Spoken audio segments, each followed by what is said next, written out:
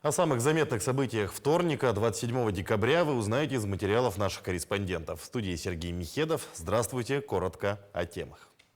В преддверии Нового года А.С. Николаев встретился с якутянами, участниками специальной военной операции. Какие вопросы обсуждали на встрече? Отвага и мужество, готовность пожертвовать собой во имя спасения жизни людей всегда отличали представителей этой профессии. Расскажем о торжественном мероприятии в Нерюнгри, посвященном Дню спасателя. Бороться с огнем в экстремально низких температурах станет проще. Низко застывающую жидкость для тушения пожаров испытали в Якутии. Якутяне активно закупают продукты к новогоднему столу. Один из любимых деликатесов – это строганина из рыбы. Мы выяснили, какую рыбу жители столицы покупают чаще всего. Ожидание нужного автобуса на остановке – процесс, прекрасно знакомый каждому. Жителям и гостям столицы не дают замерзнуть теплые остановки, строительство которых продолжают в Якутии. Новую версию оперы Марка Жиркова и Генриха Литинского «Нюргун Ботур» на премьерном показе увидели зрители в театре оперы и балета. Напомним, современную постановку артисты показали в рамках Дней Якутии в Санкт-Петербурге и Москве. Артистов перед спектаклем поздравил глава республики А.С. Николаев и вручил государственные награды. Напомним, опера «Нюргун Ботур» впервые появилась в 1947 году и стала первым произведением в жанре музыкально-театрального искусства. В спектакле участвуют ведущие солисты оперной труппы, хор и симфонический оркестр Государственного театра оперы и балета, хор филармонии республики, а также ансамбль скрипачей «Виртуозы Якутии». Для нас это очень ответственные премьеры. И мы даже больше волнуемся, чем в Москве и Санкт-Петербурге. Но тем не менее я хотел бы сказать о том, что для нас в этой работе важно возвращение имени Платона Алексеевича Юнского. И мы попытались прикоснуться истокам, и в то же время мы, скажем так, мы сделали такое, осовременили. И вот такой вот стык такого архаики и в то же время авангардистское такое решение, современнейшее решение, оно дает очень интересный эффект. А чуть ранее сегодня А.С. Николаев встретился с якутянами, участниками специальной военной операции. Глава вручил награды бойцам спецподразделений. Росгвардейцы снискали заслуженное уважение и славу, охраняя правопорядок как на территории республики, так и за ее пределами по линии охраны общественного порядка и общественной безопасности. В различных служебных ситуациях бойцы отрядов действуют как единый слаженный организм. Они выполняют одну задачу и выполняют ее со знаком качества. А.С. Николаев выразил благодарность родным и близким, которые всегда преданно ждут возвращения домой с выполнения боевого задания. Мужей, отцов дают силы для качественного несения службы. Управление Росгвардии по Саха-Якутия выполняет важнейшие государственные задачи, в чем и вносят, так сказать, авторитет во все наши войска Росгвардии в целом. Также должен сказать слова благодарности руководству республики, которые повсеместно, постоянно нам оказывают помощь в подготовке, организации и убытию на спецоперации. Глава республики держит на ежедневном контроле обеспечения социальных гарантий семей военнослужащих. За это тоже ему большое спасибо. Глава также отметил, что нашим землякам продолжают оказывать помощь. Все пожелания и просьбы будут учтены. На встрече не оставили без внимания и тему патриотического воспитания детей и молодежи, увековечения имен героев. А.С. Николаев поздравил бойцов с наступающим Новым годом и всем, кто сейчас на передовой, пожелал счастья и с победой вернуться домой. Только что разговаривали, в школах будут вводить начальную военную подготовку. Будем помогать. Поддержка республики не только техникой, но и письма от детей были. Республика всегда поддерживает. Хочу поблагодарить полпредство нашей республики Саха-Якутии. Всегда с любовью, пониманием они всегда приходили, помогали нам. Оказывает помощь и семьям участников спецоперации, в том числе студентам, у которых родные проходят военную службу в зоне спецоперации. Так, 300 студентов получают специальную стипендию. Предусмотрена поддержка и молодых людей, обучающихся по целевой программе. Обо всем подробнее расскажет первый замминистра образования и науки Михаил Присяжный. Пакет помощи по целевику полагается плюс к тем иным выплатам, плюс даже к специальной стипендии. Предполагается также стипендия целевика, компенсация проезда, если он обучается где-то за пределами республики, туда-обратно, и компенсация расходов, связанных с проживанием. Но это выбор каждого человека. Здесь есть немножко разночтений внутри семей. Скажем, мамы в основном, конечно, за то, чтобы воспользоваться этой мерой поддержки. Но сами обучающиеся, значительная часть, они, несмотря на положительное решение по заключению целевого договора, они, например, если оканчивают обучение, либо в будущем планируют поступать в вуз, это прежде всего касается студентов колледжей и техникумов, они пока такой договор не заключают. Соответственно, это тоже их выбор, мы уважаем такой выбор. Наряду с предоставлением госгарантий, близкие призванных в ряды вооруженных сил могут рассчитывать и на содействие в решении хозяйственно-бытовых вопросов. Тему продолжит Татьяна Вахнина. Единовременные компенсации, освобождение от платы за детский сад, бесплатное питание школьникам, повышенные стипендии студентам и санаторно-курортное лечение родителям, семьям военнослужащих предусмотрен ряд гарантий по линии социальной защиты. В настоящее время работа по предоставлению мер поддержки практически завершена. Остались, действительно, еще небольшое количество граждан, то есть у кого, допустим, не получили еще сверху, скажем так, с военных частей. Там, скажем так, это совсем небольшое количество. Здесь сложность связана с тем, что, допустим, граждане уходили либо добровольцами, либо по контракту. То есть они уходили, например, уже конкретно не с территории республики, например, служили в военных частях по контракту на Дальнем Востоке, либо в Бурятии и так далее. Наряду с мерами государственной поддержки близким военнослужащих оказывается помощь иного рода. Доставка дров, подвоз воды, выполнение работы, требующей физической силы. В решении хозяйственно-бытовых вопросов семьи, главы которых призваны в ряды вооруженных сил, могут рассчитывать на поддержку как местной власти, так и волонтеров. Насколько возможно, мы сегодня, муниципалитет, в рамках своих полномочий и вообще в целом мы сегодня оказываем любую помощь как самой семье, так и готовы оказать и военнослужащему. Ну и, естественно, сегодня меры государственной поддержки, они являются большим подспорьем. Нередко супруги и родители военнослужащих сталкиваются со сложностями формального характера, связанных с получением тех или иных документов, либо со сбором справок. Отлаженное взаимодействие между администрациями поселений и управлением социальной защиты позволяет решать такого рода вопросы максимально оперативно.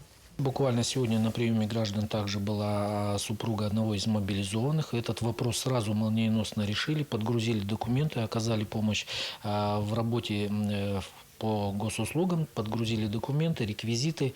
Взаимодействуем плотно, хотелось бы сказать, с Мазурком Владимиром Владимировичем, руководителем соцзащиты района. Помимо поддержки родителей, супругов и детей, помощь оказывается и военнослужащим. Отправки грузов в воинские части продолжаются. Гуманитарную помощь собирают общественные организации, трудовые коллективы и все неравнодушные жители района. Татьяна Вахнина, Сергей Шипачев, Александр Лукин, Алдан.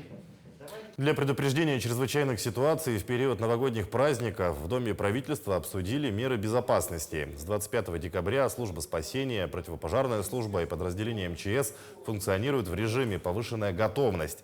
На объектах теплоэнергоснабжения установят круглосуточное дежурство. По итогам обсуждения руководителям предприятий и организаций поручено принять необходимые меры по обеспечению пожарной безопасности в подведомственных объектах. Также отмечена полная готовность сил и средств к быстрым действиям.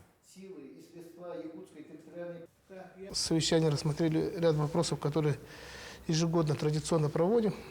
Сегодня послушали Государственный комитет жизнеобеспечения населения, Министерство жилищно-коммунального хозяйства, Министерство промышленности, где отчет проходил по нашим традиционным проблемам, в которых мы сталкиваемся в каникулярные дни. К сожалению, ряд районов не отчитались, что у них, какая работа ведется. Мы их на вид поставили, чтобы в кратчайшие сроки все эти замечания были устранены. Отвага и мужество, готовность пожертвовать собой во имя спасения жизни людей всегда отличали представителей этой профессии. Высочайший профессионализм, опыт и умение найти выход из самых сложных, подчас экстремальных ситуаций. Все эти качества позволили спасателям завоевать авторитет и уважение. В Нерюнгри на торжественном мероприятии, посвященном Дню спасателя, побывал Иван Лазаренко. Предупреждение, спасение, помощь. Именно под таким девизом несут службу бойцы службы спасения. Каждый раз заступая на дежурство и в полной боевой готовности, ожидая вызова от людей, которые попали в беду. Не отступая от своего девиза ни на минуту, нерюнгринские спасатели и пожарные ежедневно идут на укрощение огненной стихии, ликвидацию различных чрезвычайных ситуаций, спасают жизнь людей, часто рискуя своей собственной.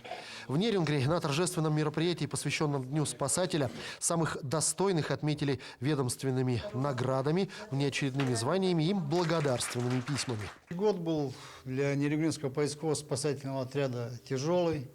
Много выездов в лесном массиве, поиск пропавших людей. В планах у нас на 2023 год увеличение штата на 5 единиц, на 5 спасателей.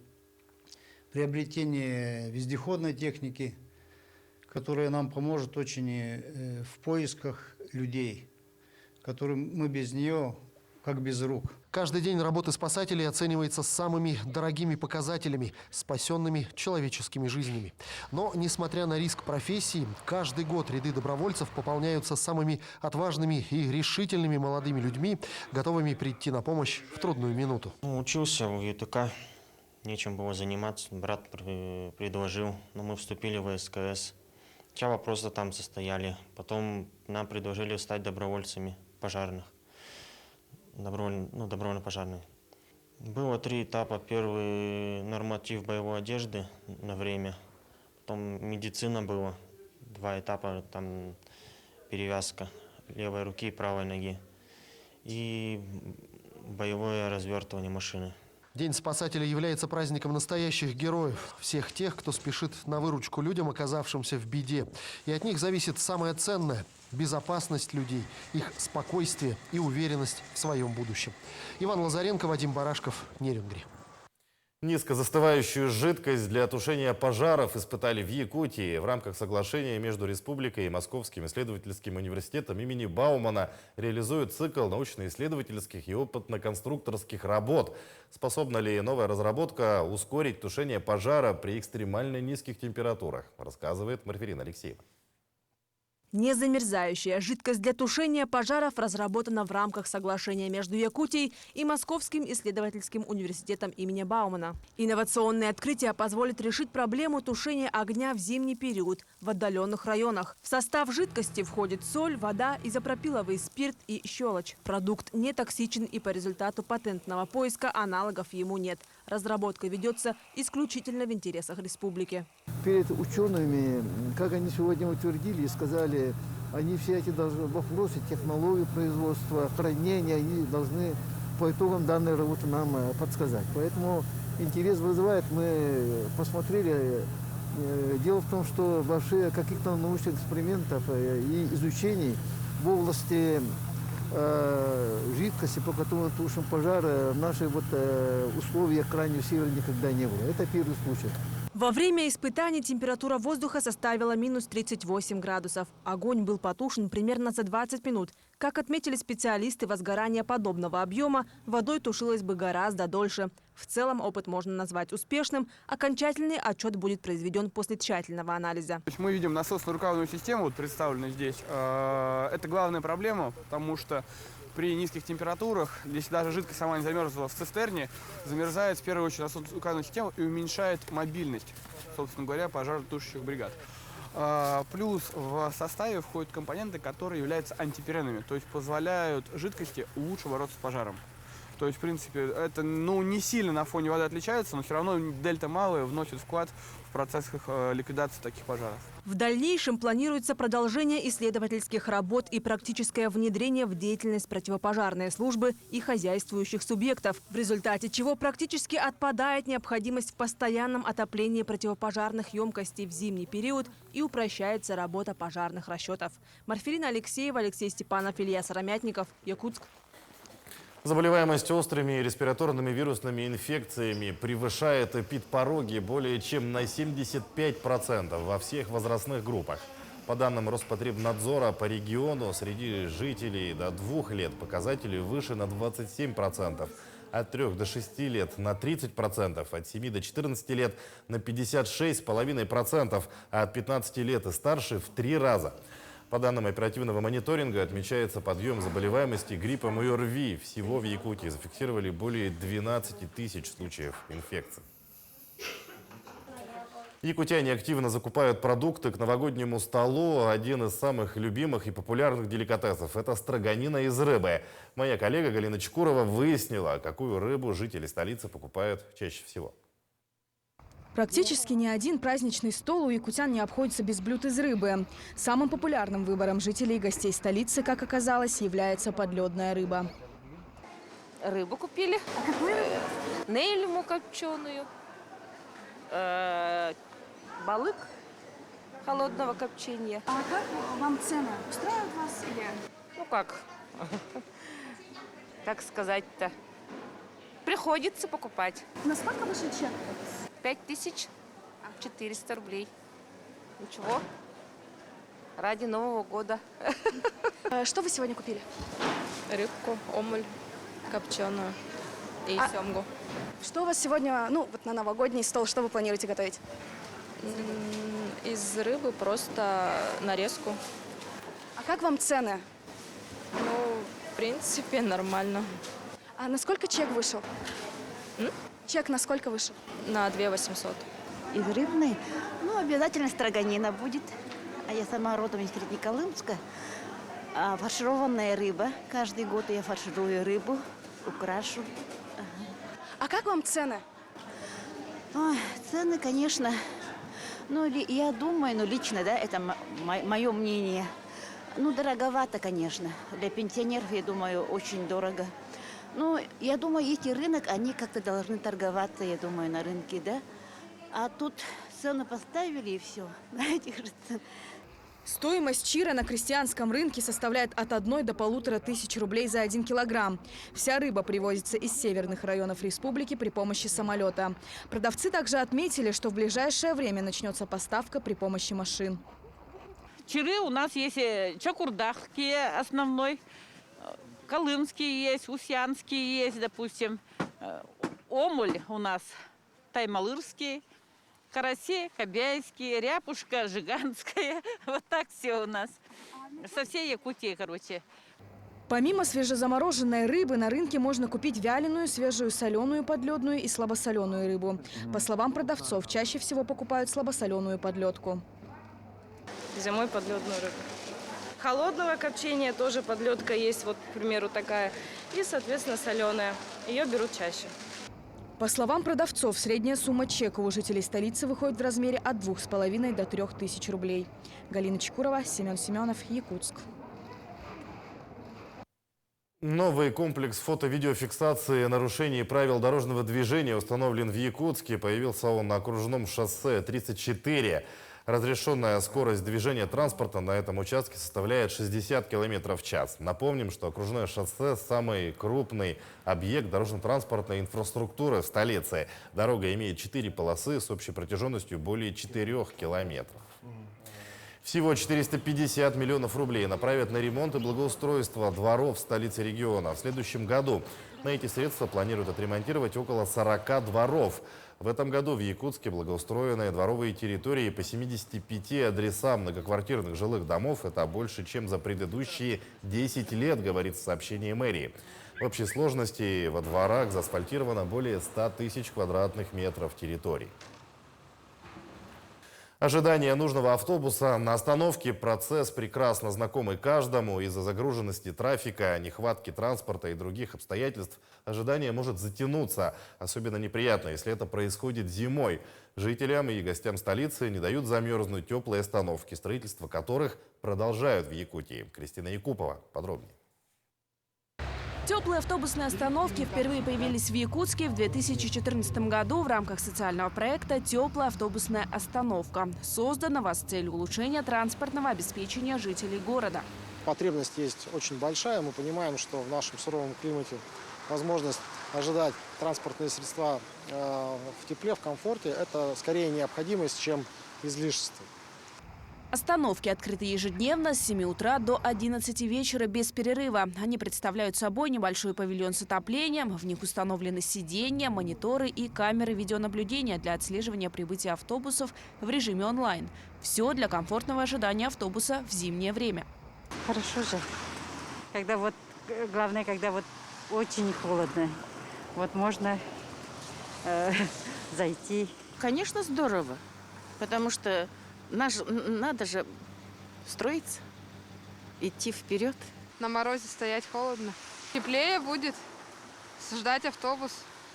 За текущий год в городском округе было построено 15 остановок. За 2 года в общем возведено 36. В следующем году работа по строительству объектов продолжится. Власти Якутска намерены довести их количество до 100. Кристина Якупова, Семен Семенов, Якутск. Программа производственного наставничества «Алроса» стала одной из лучших в стране. В Москве подвели итоги первого всероссийского конкурса практик трудоустройства молодежи. Его организатором выступает Министерство труда и соцзащиты России.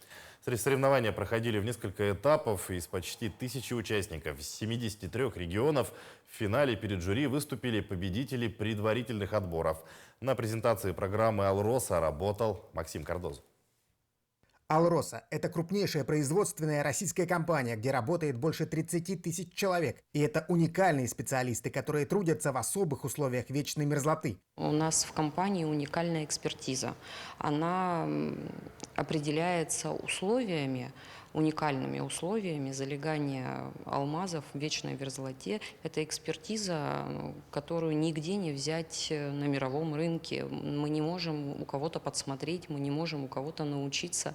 Мы разрабатываем, это наши собственные разработки, и внедряются тоже собственными силами. И чтобы молодые специалисты как можно быстрее вникали в сложный производственный процесс, каждому из них прикрепляется наставник, который помогает и подсказывает новичку. Подобная система в «Алроса» действовала давно, но год назад ее решили усовершенствовать. Здесь важно передать свои знания и навык в кратчайшие сроки. Это действительно происходит так, когда к новому сотруднику закрепляется опытный, профессиональный человек, и также он уже владеет инструментами со спецификой уже обучения взрослых, понятной передачи своих знаний на простом языке сложных таких процессов. Сами наставники тоже предварительно проходят курсы. Им объясняют, как правильно обучать взрослых, налаживать контакт и обратную связь. Перед началом обучения у меня было слегка скептическое настроение, так как имею большой опыт в роли наставника, чему еще меня могут научить. Но уже буквально с первых минут тренинга мне показали, как можно быстро, в легкой игровой форме, без всякого принуждения, организовать абсолютно незнакомых людей, наладить их общение, взаимоотношения друг с другом. С проектом «Местные кадры в промышленности» Якутия вошла в число лучших в 4 престижных номинациях Всероссийского конкурса практик трудоустройства молодежи. Проект по наставничеству «Алроса» также получил признание. Молодые специалисты, когда выходят на рынок труда, не имеют практических навыков. И сопровождение более опытного товарища, адаптация в коллективе, приобретение практических навыков на первом рабочем месте – это гарантия постоянного трудоустройства и закрепления на рабочем месте. По итогам конкурса мы приняли решение, что лучшие практики будут тиражированы, и мы разошлем для других работодателей нашей республики, чтобы они использовали опыт компании «Алроса». Именно с этой программой наставничества «Алроса» попала в финал конкурса лучших практик трудоустройства молодежи. Всего было подано около 1000 заявок со всей страны. Жюри высоко оценили креативность якутян и результативность подходов в работе с новыми сотрудниками. Отметили эксперты и перспективность возможность дальнейшего развития. В итоге программа наставничества «Алроса» заняла 3-е место и попала в список самых эффективных практик в стране. Максим Кардозу, Джур Березкин, Москва. Новогоднее представление в Тридевятом царстве по мотивам русских народных сказок подготовил для маленьких и больших зрителей Саха-цирк. Чудеса, волшебные превращения, акробатические трюки, задорные пляски и много веселой музыки. Все это сопровождает сюжет известной истории, которая в этот раз наполнилась неожиданными сюрпризами. Вместе с традиционными героями на манеже появятся дрессированные лайки, клоуны и летающие акробаты.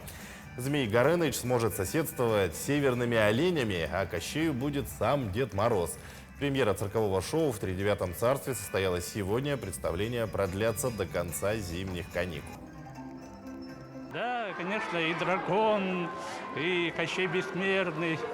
Все, в общем, как сказки мы постарались все это сделать. Главный режиссер Мария Павловна, хореограф Марьяна Поморцева, главный художник Петр Винокуров. Все очень постарались, весь швейный цех, все очень постарались, и чтобы получилась сказка такая необычная, очень оригинальная. Ну и, конечно, самое главное, интересная для ребят, ну и для взрослых. В завершение о спорте команда Республики Беларусь примет участие во вторых зимних играх «Дети Азии» в Кузбассе. Об этом сообщил президент Международного комитета игр Владимир Максимов.